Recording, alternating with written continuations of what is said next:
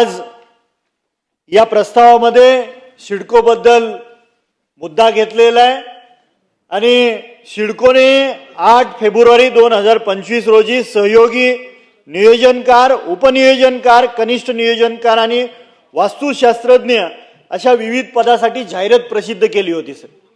आणि अध्यक्ष महाराज 2 जागांसाठी 19 उमेदवारांनी लेखी परीक्षा दिली. 200 गुणाची परीक्षा होती आणि त्यामध्ये 13 उमेदवारांची कागद पडताळणी झाली आणि 13 पैकी 8.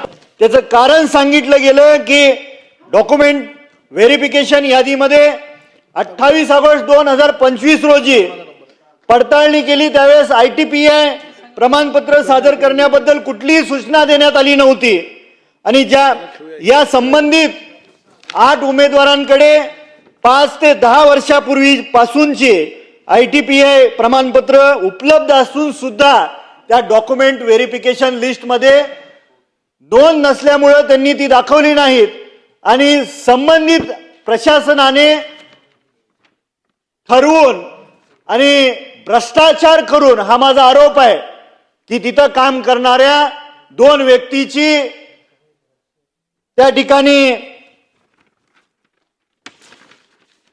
त्या 2 व्यक्तींना नोकरी देण्यासाठी प्रशासनाने पूर्ण ताकद वापरली आणि 8 उमेदवारांना त्या यादीतून अपात्र केलं.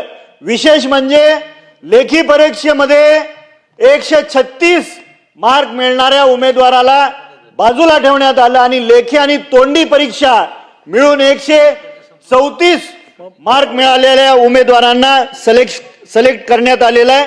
तर आपल्या राज्याचे मुख्यमंत्री संवेदनशील आहेत, ते याच्याबद्दल तात्काळ कमिटी लावून त्याची चौकशी करतील.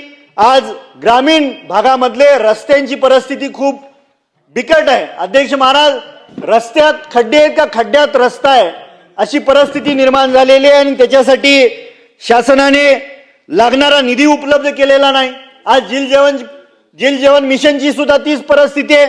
जवळपास 51,560 योजनांपैकी 21,429 योजना अपूर्ण आहेत, कारण निधीच उपलब्ध नाही.